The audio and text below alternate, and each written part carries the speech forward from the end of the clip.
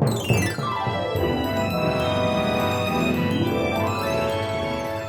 to the Skeptic Zone, the podcast from Australia for science and reason. Here are your hosts, Richard Saunders and Stefan Sojka0. Richard. Yeah. What number show is it? Let me look. Just do a few calculations there. Now we're in base 10. Hang on. Okay. Yeah, I'll get my calculator up. Thank you. Yeah, mine's not So we working. started... 10. We started about 2 years ago. 2 years ago, yeah. It's just add the almost every week. First thought of. Almost every pretty week. much every week we've done a show. Sometimes we had some more videos along the way. What number did you get? I got 99. I got 101. Let's average it out. 100! It's show 100! All right! Holy mackerel, I don't believe it. Show 100 on the law of averages. We're here. It's amazing. We made it. 100. 100? How can that be? No. How can that be? We're getting too old, Richard. We're getting too old. It feels like about show 30. It does, really. It does. Well, isn't 100 the new 30 or something like that? It is now. Congratulations, Stefan. Congratulations to all our wonderful team for all the hard work, or past members and present members of the Skeptic Zone. Amazing. And thank you to all our wonderful audience. For putting up with us for so long. It's unbelievable. 100 episodes. Well, of course, I mean, yeah, some of you might have missed one or two, but that's a pretty good stretch. It's not bad. It's pretty good. It's not bad. The first 100, we might say. Of many more. Of many more. Many more. Now, what an episode we have to celebrate our 100th episode, which coincides with our second birthday. So 2 years, 100 episodes. It all comes together. We, in a moment, will cross back to myself, who is in Atlanta, Georgia, with the Skeptic Zone Live. In a parallel universe. In a parallel universe. Because in the real universe, I'm actually not here. Right. That makes perfect sense. Because I'm actually, as this show goes out, I'm... on the 17th of September, I don't exist because I'm travelling through the international date line. In a vortex. In a vortex. Oh, that's good. Go figure. Well, what a great time to be alive. Or sort of to kind or of in limbo. Yeah. Show 100. Well, I think we should just get on with it because, you know, it's just exciting. Too much excitement. I'm going to lie down. Everyone else, I'm just have to have a cup of tea. I'm going to lie down. It's too much for me. But I'm going to just cross now back to myself in Atlanta, Georgia. Or in the plane on the way there. Something like that. Okay, Richard. Let's Show do 100. It. Bye. All right.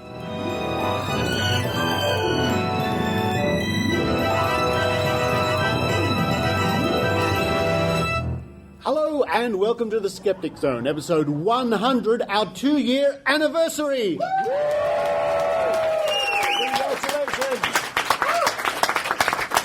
Hard to believe that almost every week, with the exception of 1 week, for 2 years we've been cranking out the Skeptic Zone. Couldn't have done it with all the great Skeptic Zone team members, past and present. I'm lucky enough to have two of the most active ones with me on the stage today. Kylie Sturgess. Lovely to be here, Richard. Thank you very much. Thank you. And, of course, sitting on my left, Dr. Rachael Dunlop. And some other people. And the rest. And the rest we'll get to. Special guest stars we'll introduce a bit later on. Now, Kylie, you put up a fabulous video, worked very hard to put up a fabulous video for the Skeptic Zone not so long ago, about a week or two ago, of a little overview of the past 2 years, including a lot of travelling, Kylie. We have been busy people travelling all over the world. And you yourself have been everywhere, including Melbourne, Perth, of course, where you come from. You visited us in New South Wales. You've come to Dragon Con. Yep. When do you sleep? I don't. Uh-huh. You know, it's a lie that vampires sparkle, essentially. You know, they just have an Australian accent instead and do podcasts. So, yes, I hope people have enjoyed the tiny vodcasts that we have started to put up on the Skeptic Zone. And you're the Token Skeptic. And the Token Skeptic. You put up one from the first day of Dragon Con here. I just watched. It's fantastic. Yes, there's two, in fact. There's one from us lining up in order to actually get entrance to Dragon Con, and the second one is the first day, and there should be a bunch of others coming out very soon. But yes, the Skeptic Zone podcasts are very well known known for travelling everywhere. Practically like kangaroos. We just hop all over the place. We've done... We were born here, weren't we? In this very room, the very first Skeptic Zone recording. Began as the Tank Vodcast and evolved... Yeah, I'm facing that way. That's right. Evolved from the Tank Vodcast and became the Skeptic Zone podcast. We have presented at a variety of conventions as ourselves as individuals. We have taken part in a variety of skeptics in the pub. I know that you and Rachel have even taken part in Science Week and done lectures as skeptics in a variety of places in Australia. And we came to visit you in Perth last year, which was fabulous, where we spoke, of course, Dr. Rachel and myself, at the university, wasn't it? Both at the university, and you helped create Perth Skeptics, which is a small informal group which can be found on meetup.com, like many other skeptic groups, where we get together and just be skeptical and do a variety of activities. So not only just outreach, but hopefully encouraging people in skeptical communities to start doing their own projects as well. Oh, and Auckland Skeptics. Hello to the Cusp podcast, who... were inspired by my running around in the back of a pub wearing a really short dress in a rather cold climate, as I seem to recall. And thankfully there are no photos of that up on Flickr. But that inspired them to say, okay, this is what is involved in a podcast, we can do the same. And the Cusp podcast is out there and still continue to crank out episodes. Apart from that, Dragon Con, you've done TAMS. Rachie has managed to do most of the East Coast, I believe, in a variety of lectures. You've been busy. I have, I have done the East Coast. Yeah. I mean... That's why she's awarded the pink feather boa. There's a significance in the colours. It's sexist, I see. You went to Ness, wasn't it? Nexus. I did Nexus 2009, and I then did Boston Skeptics in the pub, and I can't remember the rest. And quite a bit. Yeah, and I did the Global Atheist Convention, where I was the apparently, this may be anecdotal, apparently I'm the second woman to ever introduce Richard Dawkins to the stage. Really? Yeah. The first was Julia Sweeney, and apparently she just went, wah! So hopefully I managed to bring a slightly more decorum to the occasion. Now, we must acknowledge that the work that Kylie's done in doing something wonderful for us. She's had the guts to often ring up people we've been intimidated to, and she's scored us, and we've all been working very hard to score great interviews, but Kylie especially scored us some wonderful guests in the last 2 years. Dr. Rachie, who are some of those notable people? Not everybody, but some of them. Yeah, well, I've got a list here, but some of them are in this room. There's one just over there, George Harab. Yay! Thanks, Gio. We love you. I'm just going to list off some of them. So Bruce M. Hood has been on once and actually is coming up again soon. Mark Gravy Roberts, Dr. Ginger Campbell, who is at DragonCon now. She was our very first live guest, actually. She was. She was. Brian Dunning's been on the show before, and there he is. Award-winning Brian Dunning. Dr. Phil Plate, who's not here this year because he's busy doing Holy Hackalackalaka, whatever that is. I don't know. You know, Gio, when you said that last night, that's what we say. I don't even know how to pronounce it, so we just go Holy Hackalackalaka. Yeah. Anyway, Dr. Carl Kruzaliski, try saying that, Gio.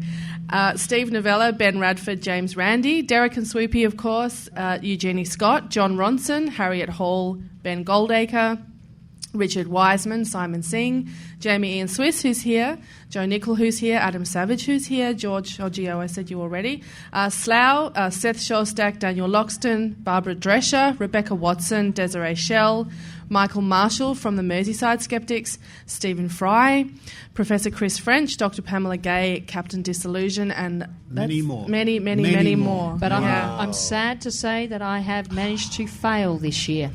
What I am have the you woman done, who managed Kay? to get Stephen Fry, and I failed to get you Luke Perry.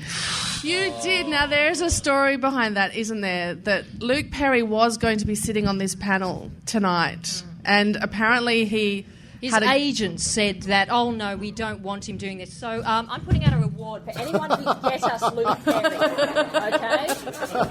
As many interesting, strange, exotic candy lollies you like. Get us Luke Perry. You know, he is here, Kay. I went to the Walk of Fame yesterday, and he's in the building somewhere. So if no, it's because of his agents. They don't like us. It's prejudice against Australians. It's a conspiracy. We're taking it personally. and he's going to pay. It's a conspiracy, but never mind, Kylie, you've done so well, especially with Stephen Fry. That was a major score, and he was so nice. He was so nice. He even recorded separately a little message just for my mother. Because it was her birthday, right? It was her birthday, and he just a little message saying, because my mother loves Jeeves and Worcester. I don't know how many for you. Yeah. And so he recorded a little, and she was just thrilled, absolutely thrilled to hear that from one of her favourite characters. So this year we decided to release Brian, and that's why we got as many Brians as we could possibly manage to get to fill up the gap. If there are any more Brians in the audience, could you please come up here so I can give you Minty? Wait a minute, so 2 Brians equals 1 Luke? Is that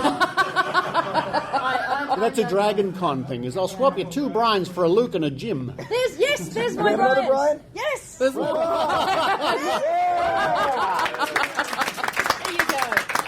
Thank you so much, gentlemen. I told you I would get you lollies. They look like utter Brians too. Yes. Go, Brian. But now...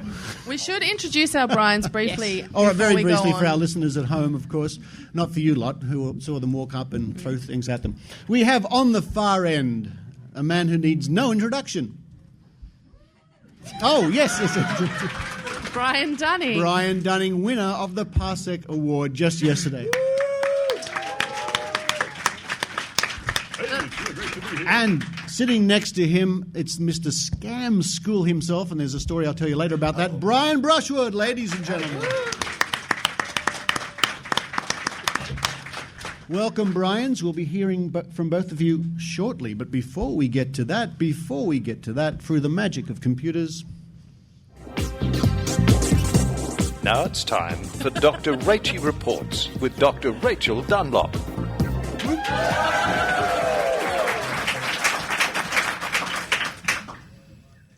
Change the slide, Richard. Very good.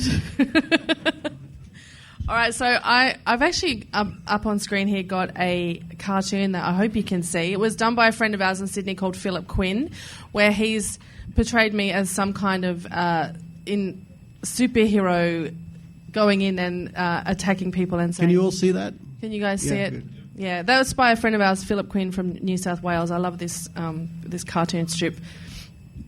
So I'm going to give a little quick update on the Australian Vaccination Network, because I know a lot of people here have been following this story, and we've had a couple of very big sort of wins, I guess, in the last month or so, Richard. Yeah.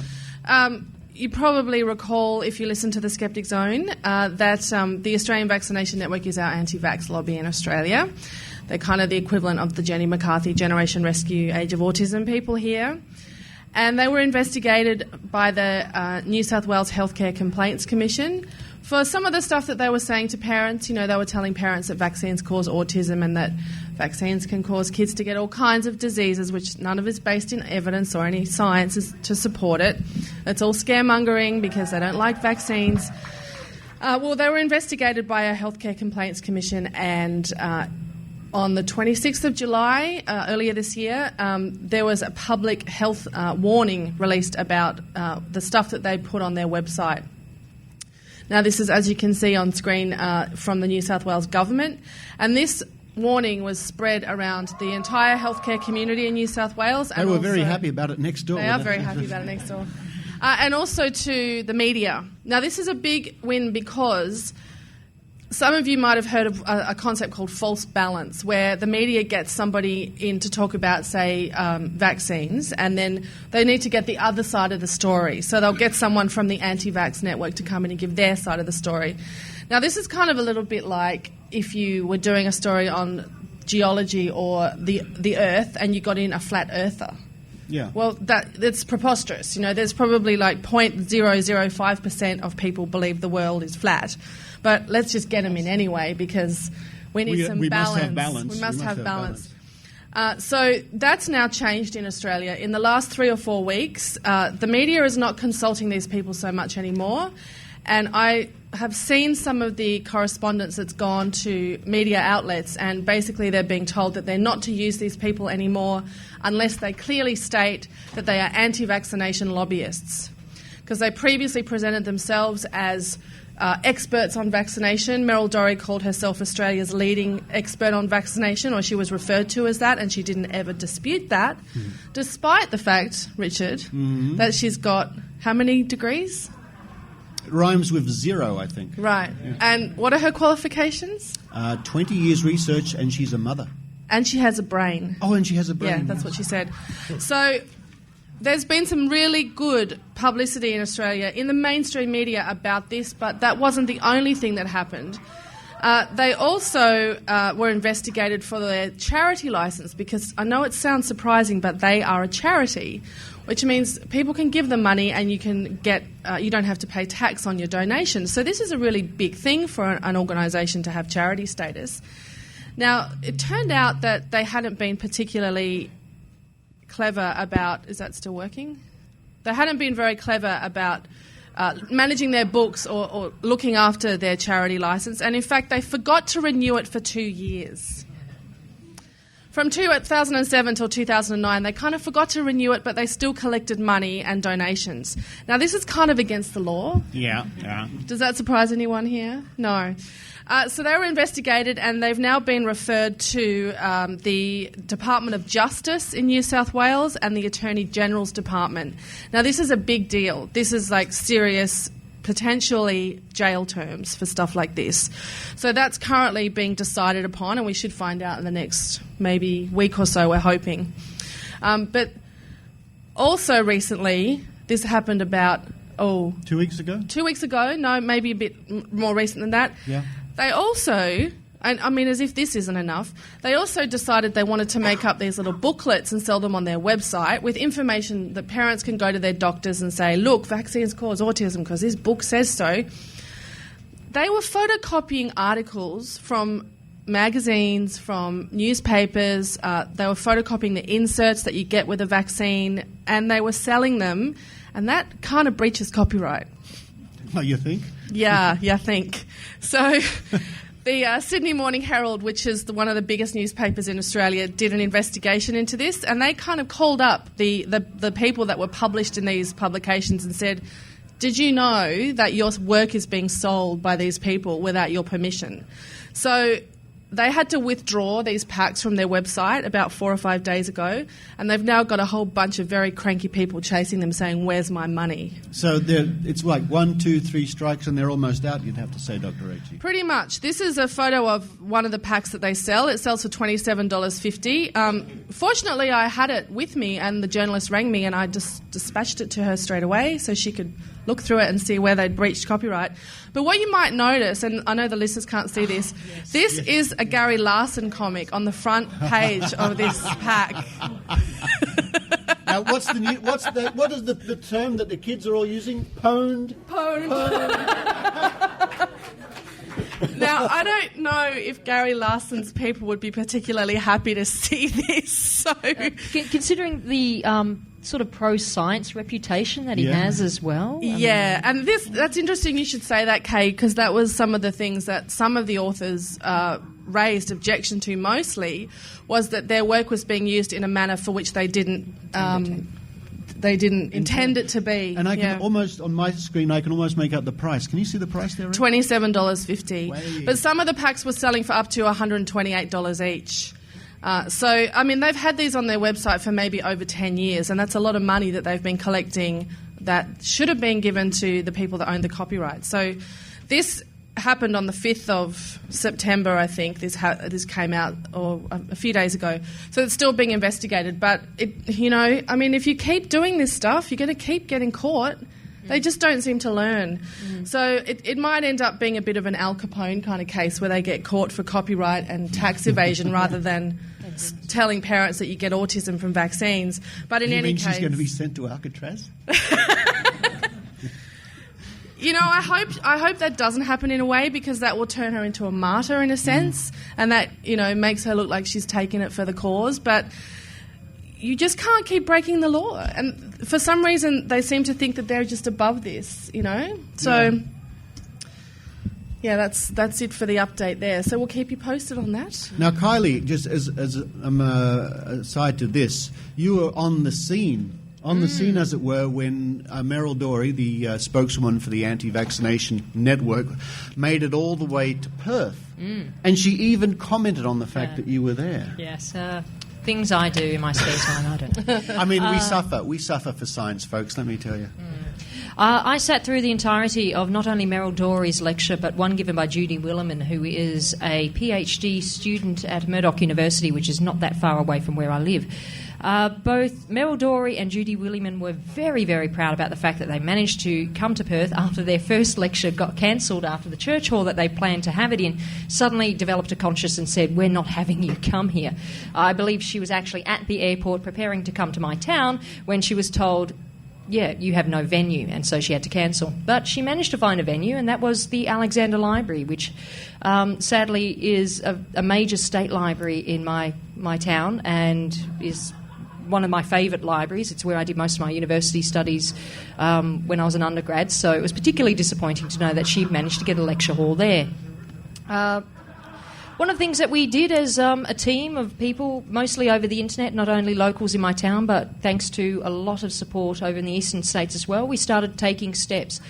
Our first step, of course, was to contact the library, contact health ministers, contact the shadow cabinets of health ministers and say, this is what's going on, can you please do something about it?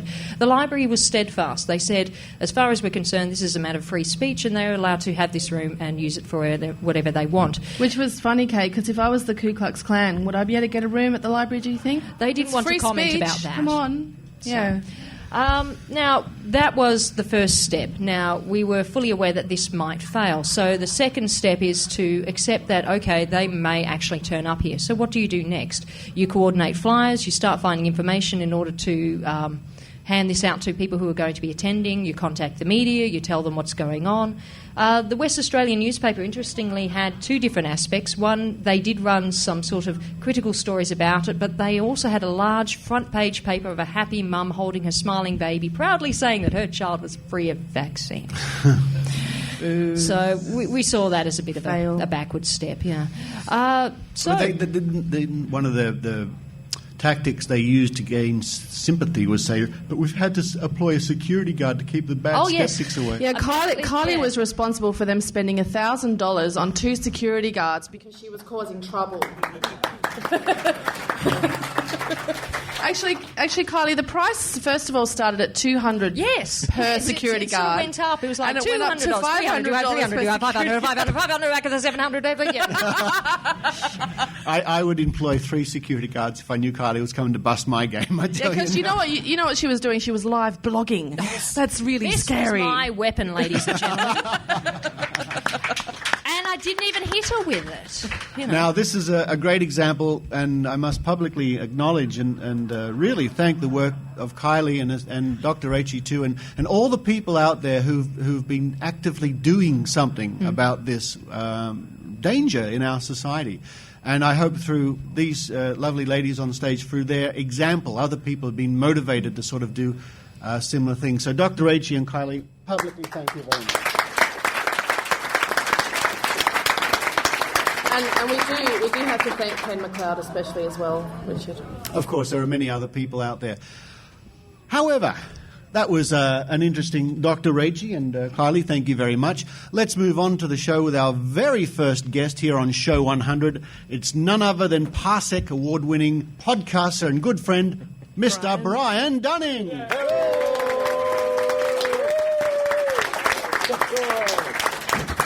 Now, Brian, we should point out, first of all, that you didn't win the entire Parsecs. You did win the category of the fact behind the fiction. Wait, what? Correct? Oh. Way to take him down a peg. Oh, you didn't know that. Okay. Let's not get our panties in a bunch. You got a tiny award. Well, I was proud of it. I was happy for a short time, but thank you. Felt pretty good for a minute there, though. This is it. Does this need to be described for the people listening to an audio podcast? It's a bejeweled little trophy thing. It's gold encrusted. Yeah. Thank you. Titanium made. Yes. 16 feet tall. Australia, we had to break the ceiling in order to get it into the Skep Track room. It was difficult. I don't know how you're going to get it home on the very plane. angry at us, yeah. But no, well deserved, Brian, because I'm sure, like a lot of the people in this room, and certainly a lot of listeners of the Skeptic Zone would be listening to Skeptoid. I keep playing your ads. I hope they're bloody listening to Skeptoid. I learn a great deal. In fact, Rachel and I were lucky enough to attend a live talk by Brian over in the Hyatt, in the basement. Yeah, one of the other places. About the lost cosmonauts. That was fascinating to see almost a Skeptoid with pictures. That's what it was. It's more than a Skeptoid. I did a regular episode about the missing cosmonauts, which are about a series of audio recordings made by a couple of Italian brothers during the early days of the space race, where they recorded the radio transmissions of Soviet and American space flights. And the live show that I do is about that. It takes it a further step. We don't just show that these recordings are not, in fact, of actual space flights, but we actually do our best to explain what they actually are, which was something that was beyond the scope of what we could do in the little 10-minute podcast. And so it's really fun. It's interesting. A lot of cool history. He had an audio of this Russian woman from 1961 recorded by the Italian brothers. Yes. At the time. And it's been a big mystery ever since, because the audio recording is so bad. So the myth grew up that it was actually a Soviet cosmonaut, lady Soviet cosmonaut, who was perishing as a craft was coming back into the atmosphere and bursting into flames. Yes, this heart-rending wailing and complaining by her, saying, please help me. Nobody's talking to me. I'm burning up. I'm re-entering. It goes on and on and on for some 4.5 minutes. It's really it's quite something until you get your own Russians to actually translate what it really says. Then it's much less interesting. But I wouldn't give that away. You've got to come see the show. Well, I'm not going to tell anybody. Well, one of the other interesting skeptoids that you've done, Brian, is the Georgia Guidestones. Yes. And we were very lucky yesterday or the day before to actually get to visit them. Blake Smith, or at Dr. Atlantis, I don't know if he's here. He was very kind to drive us all the way up to the Georgia Guidestones, and you can see on the map here that they're, well, it was, I don't know how many kilometres it was, but it was sort of three hours. 3 hours. As the crow flies, it's 91 miles. 91 miles. Yeah, and as the crow flies. Yeah, but we didn't go that way. We didn't go that way. It's about a hectare in size. Weighs several bushels. How many millimeters tall is it? They were built in 1980, and they're it's called America's Stonehenge, which is somewhat of an exaggeration. Oh, there we got a picture of it. Great. And as you can see, there's carvings on the sides of the stones. There's 4 main stones, and each one has 2 sides. They're kind of like 2001 size obelisks. And it's the same thing written in 8 different languages. And I won't read all of them, but they're basically these 10 guiding thoughts, they're called. And the first 3 are maintain humanity under 500 million, guide reproduction wisely, read between the lines there, and unite all of humanity with a new language. So it's kind of creepy, and it's something that definitely appeals to all the New World Order, Illuminati conspiracy theorists. And so since people think these are either conspiratorial or satanic or what have you, they tend to get vandalized. You can see in that picture, this one's been splashed with a can of what turns out to have been polyurethane, which dries very hard and is very difficult to remove. And they tried to remove it, and it kind of permanently defaced the stone, which is too bad because they were expensive and they're very cool. I mean, it's a neat thing to go and see, and someone spent a lot of money on it, and it's their own private thing, and nobody's got a right to come up and destroy it. But it was very cool to go see. It's on, was it the highest point in the state or the highest point in the county? I think it's the highest point in the county, I thought. It's a pretty weak state, if that's the highest point in the state. Nothing It was a bit of a hill. Georgians. Wasn't it? A lump. But actually we got there just as the sun was setting. So in fact it was really stunning because as the sun was going down, it kind of created all this colour around the stones and made it look even more ethereal and Illuminati-like. And it illuminated a chemtrail in the sky. Now this is the thing, because I don't know if people know this, but it is thought that the Guidestones were created by the Illuminati, and that within those 8 stones in the different languages is encoded that the New World Order is coming, the Illuminati is going to take over the world, and that's of course associated with conspiracy theories, and that includes things like chemtrails. And guess what happened when we were there? This is a real picture. You can see there is the sun setting in the back there, and there's a chemtrail, people. So Coincidence? I don't think so. This is not a coincidence. So we also, and so here we are. I think this was supposed to be our ghost hunters picture. So Blake's kind of in the front here, and I'm trying to look. You guys are such posers, even without the feather boas. You know what I think is funny about this picture is that Richard, myself, and Blake, we all look the part, I think. And look at this pretty boy off the side here. I mean, what is he pretending to be? A toothpaste advertisement or something? It's like you got photobombed. You know what? It is like we got photobombed, actually. But the mystery, Brian. Let's get to what. It's totally true. You know, I can't.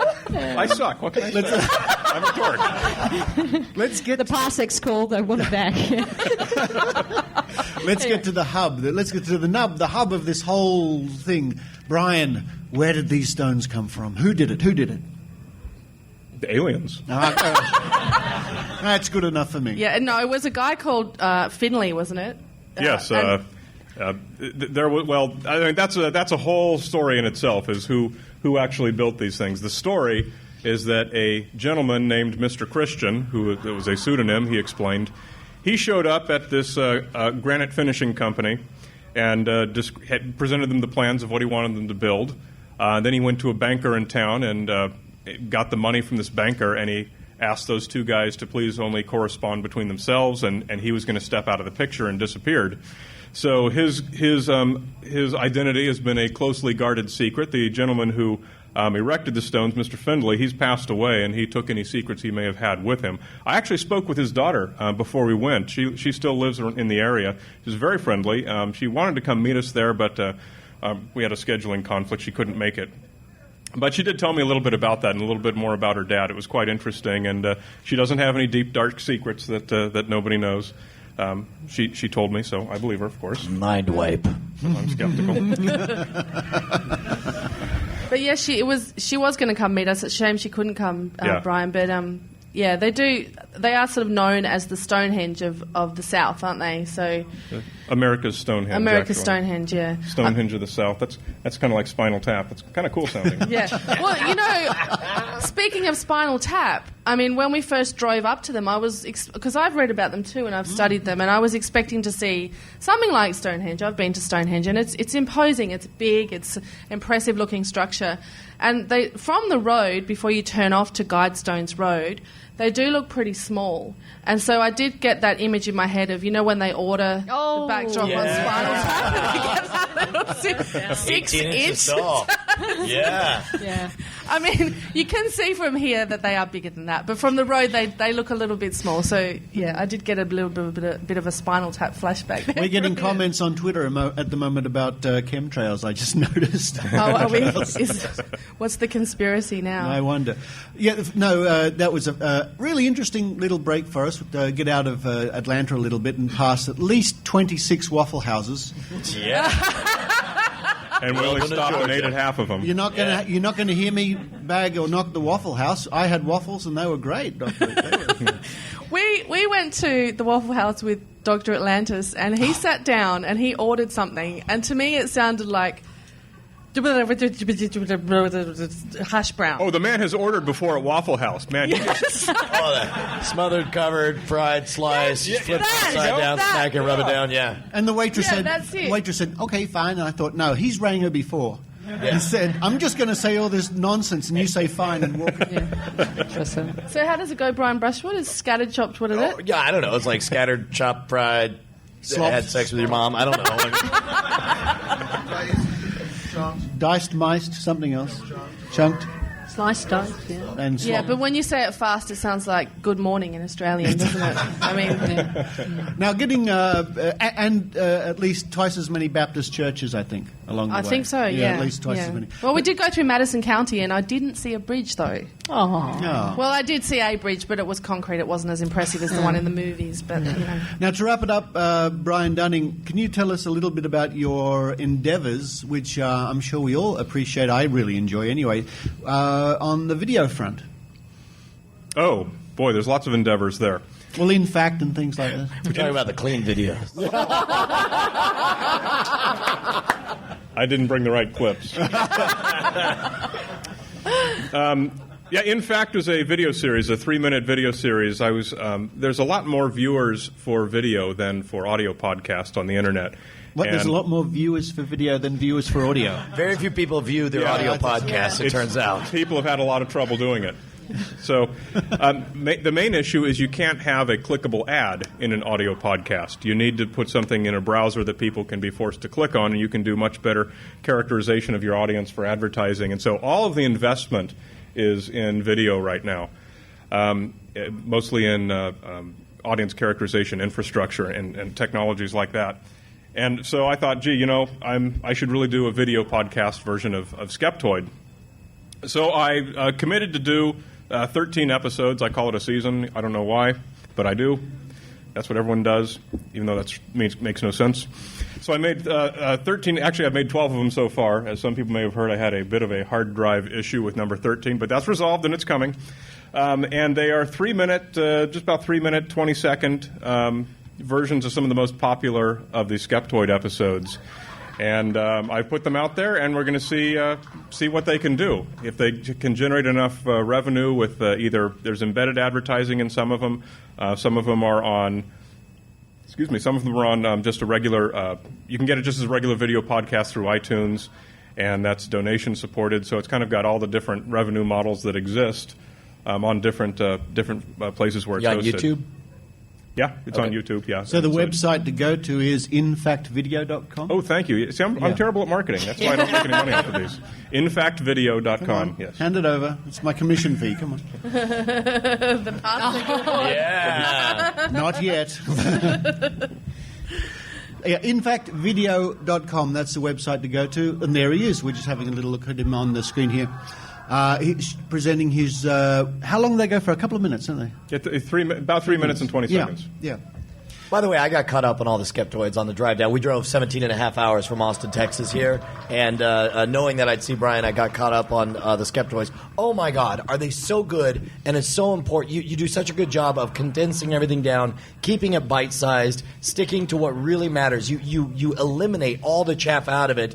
I'm blown away. I absolutely love what you're doing with the Skeptoids.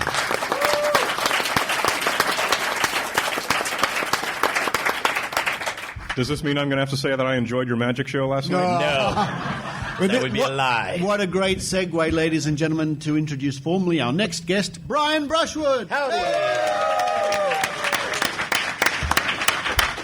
Now, let me tell you a story. In January, I found myself on a flight to visit Brian Dunning, as it happens, and I was flipping through the entertainment on the aircraft, and suddenly... up came Scam School. Yeah. You must have been flying Virgin America, right? Yeah. Yeah. And so I took a photograph and tweeted it, and I think you were quite... Oh, no, listen, you will never, ever get a pouty response when somebody says, look, I saw you on the TV. And they're like, oh, crap, you saw me again. I was very flattered. Of course, that's awesome. Are you kidding? I love Scam... You guys familiar with Scam School? Like, yeah, there we go. Man, you never have to buy another drink in your life. That's right. You know what's funny is that at some point you feel really guilty, and I've gotten to the point now where I insist on paying for all my drinks. I'm like, no, really, please, let me buy my drink. Now, the one I saw was a fabulous one. I've done it ever since. It's worked so well. It's where you get a little a bag of sugar that you find in restaurants, and you carefully tear it open, take the sugar out, place it on the table, and you put your arm down and you go, you should pretend to shoot it, and it falls over. Yeah, and then they can't do it. And they can't do it. It's just... brilliant. I'm not going to tell you how it's done. I'm so glad to hear you say that, because that's one of the things we try to do with Scam School is we try to make it something that despite all your sensibilities that say you should just enjoy it for what it is, I want it to be stuck in your mind like a barb, so that 3 hours later, when you find yourself out at the bar with your friends, you're like, all right, I got to try this, and just to see if it works. And I'm so gratified to find so many people who would never be caught dead visiting a magic site or learning a magic trick on purpose, trying this stuff out on their friends, and oftentimes actually having it work, although I'm just as interested in all the failure stories, so make sure to send those to me. Yeah, actually, he's failed a few times, Brian. I've seen him at the pub. At Skeptics in the pub, he does fail sometimes, but you know... With that one? Yeah, you have failed Well, a couple Brian, of times. correct me.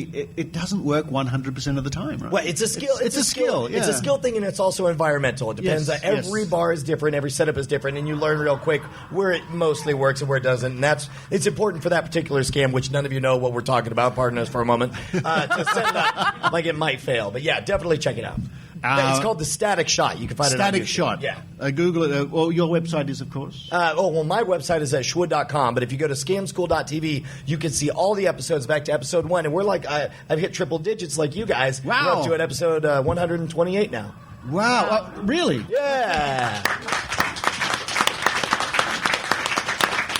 There are so many great gags and routines on Scam School because, if you were dishonest, you could scam somebody, I guess. But I love the Static Shot one especially. Yeah. Because when you do it and it works, their brains start to melt because there's no way it can actually happen Well, and in reality. fact, I'm glad, and this is the most awkward place for me to bring this up, but I love the stuff I saw of you debunking, I don't know what brand it is down in Australia, but the hologram wrist bracelets or whatever, the power balance stuff. I would love to do a whole Scam School teaching the techniques because you got quite good at simulating the leverage stunts that you do, right? Applied kinesiology video. I don't know if people have watched me do that on the... Yeah. Oh, yeah.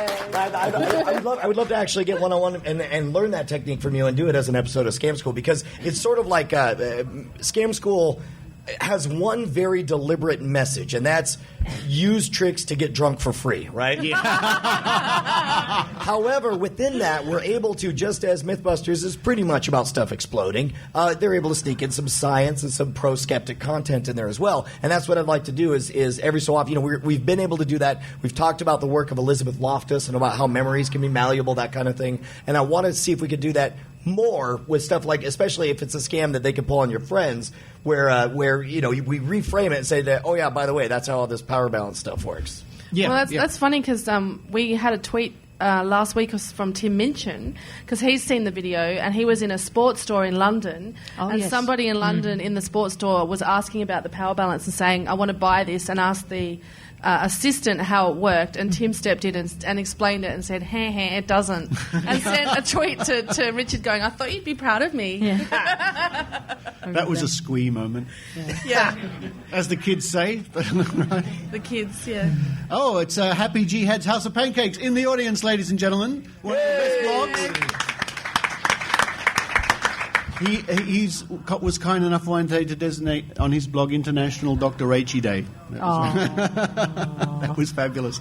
Now, Brian, one of the other things, of course, that you're famous for, not just doing these online videos, is visiting colleges. Yes. Very big part of what you do. And actually that's my day job. I mean, I spend most of the year touring over 100 to 200 colleges every year doing an hour and change bizarre magic show with stuff like fire eating, escapes, mind reading. I was very, very flattered to get the chance to perform last night here at Dragon Con, which seemed to be well received. And actually it was out of that touring that I first crossed over into actively promoting skepticism on campus, because these are obviously very impressionable youths where it's like there's a reason that the credit cards work so hard to get these kids signed up at such a young age, because they're willing to say yes to anything. And so I found myself after the stage show, I do a couple of mind reading things, and after the show people will say, well, what do you think about this guy? Who is he psychic? Do you believe in this? Do you believe in that? And I found myself giving an impromptu 20 or 30 minute talk every show. So eventually we actually made it into a lecture called Scam, Sasquatch, and the Supernatural, where over the course of 90 minutes it's sort of a greatest hits of skepticism, where we talk about the real history of astrology, the Forer effect, the importance of double-blind testing, and the malleability of memory, that kind of thing. And in fact, that was the first correspondence you and I had. That's right. When I saw that online. I saw his show online, and I was really blown away. And I wrote to him saying he does a part of his show which is a memory test. Yes. And we do now on the Mystery Investigators, and have been doing it for a number of years now. It's one of the most successful parts of our show, where you implant false memories into people. They see a list of words and they try to remember them. In fact, one of the other members of the podcast, Dr. Chrissy Wilson, has even published papers about this in conjunction with Dr. Chris French. That's awesome. And in fact, over the research has gotten better now, where now there are lists you can find out which are the most powerful list of words to induce a false memory. If you want to see what we're talking about, we did, I think it was Brian versus Revision 3 Memory Test was the episode of Scam School where we did it. Okay. But here's what I wanted to thank you publicly for is you were my first bridge to the entire skeptic community. You were the very first person on the inside because I was out there doing my own thing. I was so flattered that you dug what I was up to. And I just wanted to thank you for letting that happen. Yeah.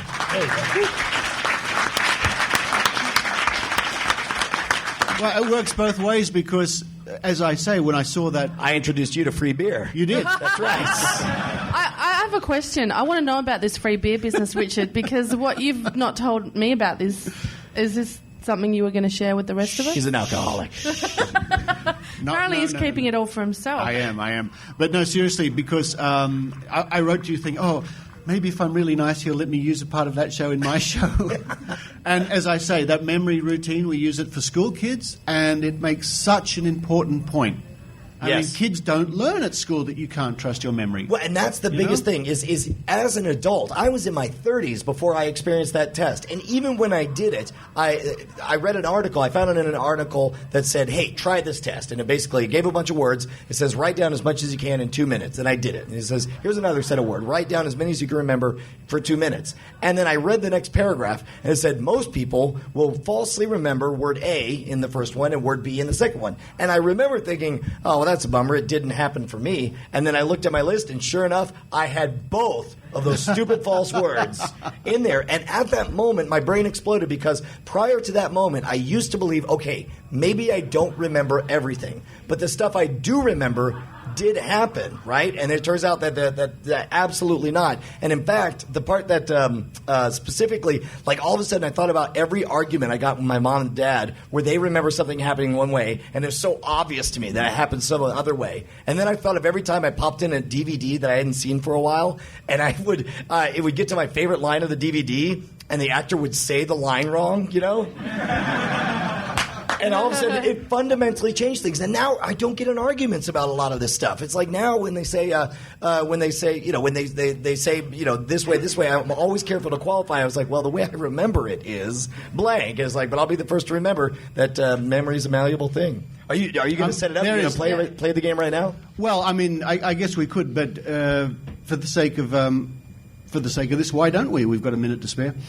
All right, this is what we do. This is the test I got from Brian. This is exactly the same one we use in our school shows, and it works so well. Well, you do too, but this is one of them. So normally we ask people to write them down, but everybody in the audience, if you can remember the following words, remember as many as you can. Mad, fear, hate, rage, temper, fury, ire, wrath, happy, fight, hatred, mean, calm, emotion, enrage. And if you're listening, you could pause it while you try to write down as many of those as you remember. Or we could just sit here with 60 seconds of silence. I could fill in that minute with a question because I got the opportunity to see your show. I do have a question. How do you manage to make your hair stay like that whilst pulling over a straitjacket? You know what? Actually, in other performances, I'll do stupid stuff like break a 30-pound concrete brick over my head with a sledgehammer, and the hair just keeps... Why are you clapping for that? He wants that. He wants that hair. It's clearly not healthy for me to be doing. But the hair just keeps bouncing back up because I use beeswax and some pomade. It's a weird. I made a stupid video about it where it actually shows it. But the funny part is people after the show will come up and be like, "Oh, I loved your show. Your hair was the best part." And I'm like, I hope the magic would be the best part. Now, 10 seconds left. Coming up to 10 seconds left. Remember all those words that I asked you to remember. Formulate them now in your mind. Have another think if you've forgotten one or two. That's okay. And we're coming up to time's almost up. And time is up. And now we say to the kids in the audience, time's up, pens down. Now, just off the top of my head, how many people remember the word ire? Honestly, how many people? Yeah? How many people remember the word angry? Yeah? Well, the word angry wasn't part of it at all. Yeah. It simply wasn't there. Now, and we do another one where we have other words, so we do two in a row. But the big point is that we try to impress upon kids, and this is largely, thanks to Brian Brushwood, is it's okay you know, your mind can play tricks on you, and it doesn't mean there's something wrong with you. That's quite all right. Yeah, and I tell you, it's one of the most liberating things I've ever figured out about myself. And if there's just a few things that I wish I could impart to as many people as possible, and certainly the reliance on eyewitness testimony, on what their friends say they remember of things happening. Look, we're all good people, and what we need to do is stop demonizing people who are sucked into woo-woo kind of stuff. What we need to do is realize that they're rational thinking human beings, that they just have the wrong set of beliefs going into it, or the wrong understanding of the world around them. And if we can educate them about the fact that eyewitness testimony is not reliable, that testimony is in general is no way to make important decisions about what is and isn't science, then I'll be happy. And it's not, as we impress upon the kids again and again and again, it's okay. Yes. It's the way you work. It's quite all right. You know, people have the impression... Don't be ashamed of yourself. Don't be ashamed. If you can't remember everything, then you must be stupid or something like that. I have a comment on that, actually. And this goes a tweet that I just received. And I think someone's asking a question here. And I think anyone in this room who doesn't have the same question is lying. How long does it take to do the hair? 9 minutes. Yeah, as the video says, it's actually 9 minutes long. And what's funny is, once I put it up, I can sleep on it. And like this morning, you fix like the two that are kind of stragglers, and you're like there. But what's funny is, it looks like I'm a weirdo who obsesses about his hair, but this is way low maintenance. I promise. Now, what we'll do now is we'll... They're already cheering for it. They know what's coming. Yeah, they have a feed through there. We didn't tell you. A feed to your brain. We'll spend a bit of time now. If anybody in the audience has questions for Kylie, myself, Dr. Rachie, Brian, or Brian, now's the time. Questions about anything about the podcast or what the Brians do, feel free.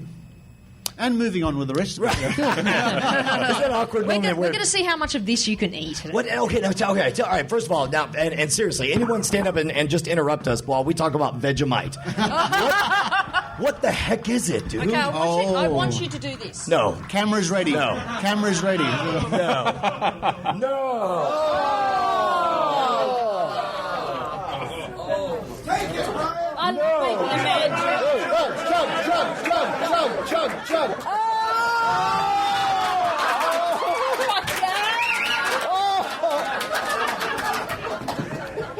Give him some water. That's not. Wait. It's coming out his eye. Oh, I couldn't do it. I thought I could.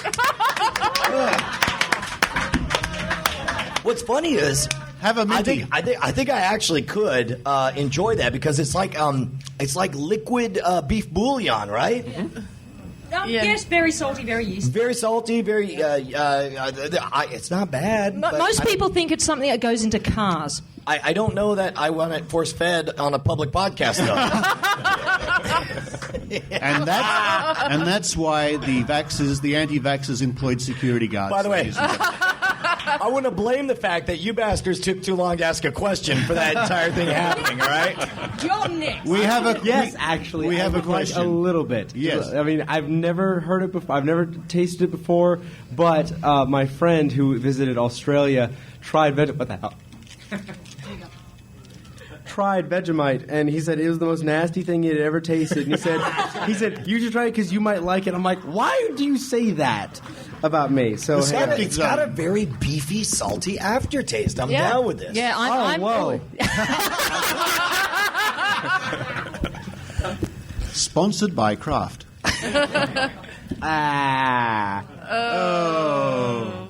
So do I take it that was your? So I guess I am weird. It tastes like soy sauce. So what's what Brian Dunning That's what I've been saying. Brian Dunning says It's that soy as well. sauce. Yeah. Thank you. It's all over my fingers. So you got a question? Yeah, you got a want to eat question. some Vegemite? Who wants some? Come on. Not from mine, from up there. Second question. What was the you said scamschool.tv or whatever? Yes. What was the first one that you said? You said it so quick. It's like squiggly.com. My name is Brian Brushwood. The last 6 letters are Schwood, BRUSHWOOD, right? So if you just go to shwood.com. At the time I registered the domain, it sounded brilliant because it's only 6 letters, 1 syllable. Surely people can remember Schwood. Turns out not so much. So SHWOOD. Or you can go to brianbrushwood.com. Thank you for your question. Harder to spell.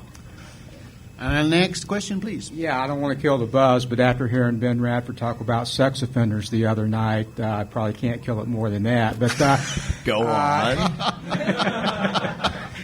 I'm interested, as Australians, how do you see skepticism in America? Do you see differences? I mean, because in America, sometimes I think we feel overwhelmed by just the power of religious fundamentalism and irrational beliefs all over the place. So I don't know if it's the same. And I'm just curious as to, in Australia, do you have those same problems, or is it a more secular or more? Well, it's more secular in Australia, and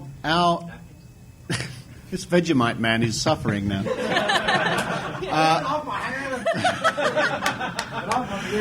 All right, our serious question. We have our battle lines, which we have drawn, and that's where we put our time and effort into. It's largely to do with the claims of alternative medicine, because that can really harm people, especially the anti-vaccination lobby.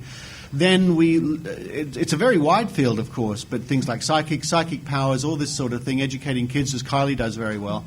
And as speaking for the Australian skeptics, our aim is not at religious claims as such. Oh, claims maybe, but not at religion as such. Then we're just spreading ourselves too thin, I think. I should also add to that, you might have got the impression by the fact that I was just blogging in Meryl Dorey's lecture that I somehow managed to shut it down. The end of the story, to be perfectly clear, I got that out in my blog, and it was about a month later that a local hospital ran an information session, which was very well attended, and I attended that as well, and I blogged that. However, they did not have security guards out for me that time, so I guess it's just Meryl Dorey has a problem with me attending live lectures. So I do not know whether or not it was our effort or my blog entry or the continuing activism that we do that helped. The next thing that happened, you see, Meryl Dorey thought she'd been so successful that she returned for a second lecture, and I turned up again. It was about a third of the people from last time, and most of them walked out around about the question time. Now, we can't really take credit for that, but we like to think that this is something we continue to contribute to, and we certainly contacted the hospital and got to know more people that way, and it's an ongoing thing. We will do as much as we can and continue to question ourselves and our methods in order to see if we can improve. But broadly speaking, I think, very generally, we get the same sort of New Age stuff and magical claims. But we don't have nearly as much of a problem with religion as you guys do. We don't. Yes, because we have all that and more. And I mean, if you're listening to the radio now in Georgia, there are political ads are running, but it's just such a problem now with politics. I think and I think disproportionate influence the right wing has. Yes. Okay, thank you. Thank you. Thank you. Thank you for your question. Brian, I never heard of you before last night. Good. I had a great time. Good. Definitely want to get all your stuff. I'm going to be looking up everything you've done so far. Awesome. Also, I have Australia is in the Asian sphere, so I was wondering if there was any brands of like Asian woo, because I know all of Chinese. No, there's no woo in Asia. This is actually part of my research. Actually, there is woo. They just spell it W-U. That is big, and that has bled into. We have it. There's multiple Chinatowns in New York, and there's Chinese medicine, so we have it, but it's contained within the Chinese community. Okay. Superstition, actually. My master's thesis, in fact, we changed one of the questions in order to include Asian superstitions. And if you want to contact me in order to get more detail about what I and myself and Dr. Martin Bridgestock of Griffith University learnt, thanks to the funding of the Australian Skeptics, about superstition in Australia, I can certainly send you a copy, because that cultural factors definitely influence. Because my friend's a Filipino, and he actually, and for that culture, he actually said he got sick as a kid. They went to the shaman. And they did a thing, and they poured oil, wax over into water. It's fascinating, I've been to Japan, for example, and seen all sorts of practices. We've got 2 minutes left on the clock. Sorry, one more question. I'm so sorry, sir. But is there a guy who just wanted Vegemite? Vegemite Man. No, Vegemite Man. Vegemite Man. He's back. No, never. One more question. Go for it. I live up and go to school nearby the Georgia Guidestones, like you'd mentioned, and as you said, it's a hot spot for skeptics and mystics alike. Yeah. But I never heard of, I guess, the skylining that you were talking about. before. What is it, and what do you suppose is related to the Guidestones? You're talking about the chemtrail? Yeah, I've never heard of that before. Don't worry about it. It's a waste of your time.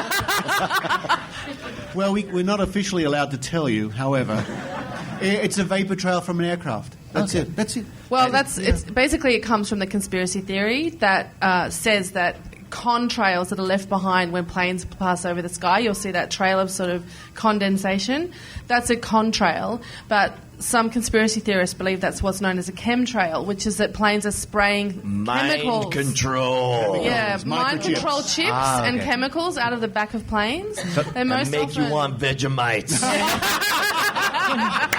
So not necessarily related to the Guidestones in particular. No. Well, they are in the sense that it's also the Crazy conspiracy people theory love is that them. the Airplanes, how do they work? You know. Thank you very much for your question. We'll have to... Sadly, hasn't that time flown, ladies and gentlemen? I'd like to wrap up the show. Thank you for coming along to see the Skeptic Zone live. We love doing the show week after week after week after week. And I'd like to thank the token skeptic, Kylie Sturgess. Kylie, and where can people run to visit your podcast? Is at? Tokenskeptic.org. Dr. Rachael Dunlop. Vegemite man in the audience is doing this for Dr. Horns. Oh. Brian Brushwood, ladies and gentlemen. Hey. And from Skeptoid.com, the bushranger himself, Brian Dunning.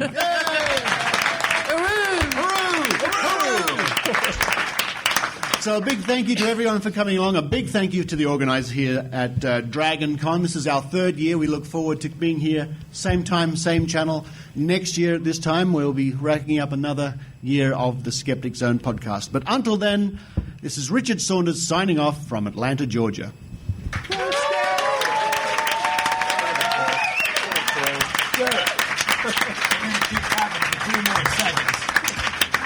Now stop.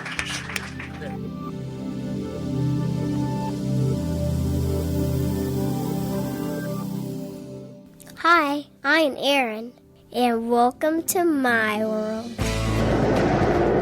Each episode, I talk about a new dinosaur. Episodes are short, but packed with fun and cool information. Science by a kid, for kids. Aaron's World. You'll find me on iTunes. Listen and learn.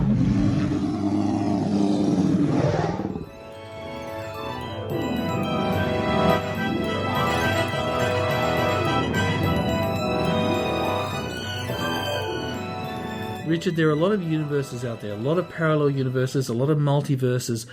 Isn't it good to be in this one? This is the Skeptic Zone universe. That's right. Well, it's the one. Do you think there are other Skeptic Zones in other universes with other Stefans and other Richards? And... I shudder to think. I certainly hope not. If they are, they're probably much better hosts than us. They probably are. Yeah. Well, what a great show again. Wow. Yeah, wasn't that fun? Live. We had such a blast in Atlanta doing that. That was so much fun. And I missed out again. Oh, Stefan. Oh, that's terrible. Thanks to our guests on the panel there. We really appreciate you taking part. And Dragon Con, what a laugh it is. It's Wookiees everywhere, Ewoks. It certainly doesn't drag on, does it? Oh, my goodness. Thank you, Stefan. Sorry about that, listeners. Sorry, but thanks for supporting us for 100 episodes. And thank you to all those people sending in messages of congratulations. We really appreciate that.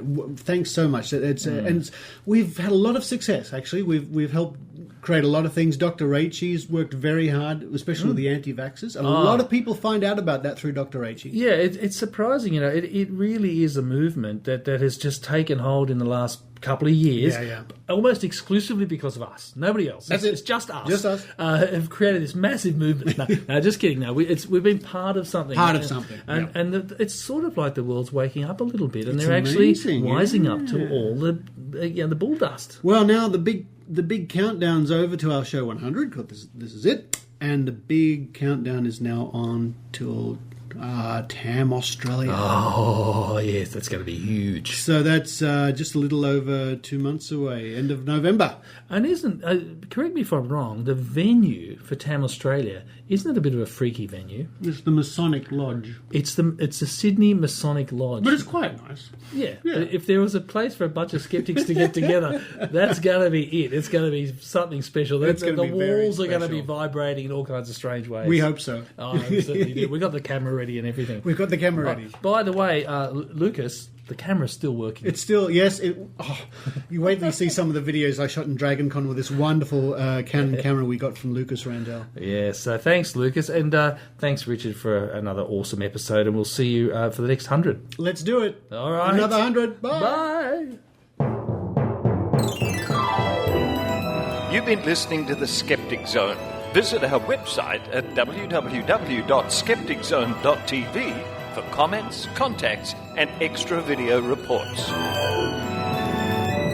The Skeptic Zone.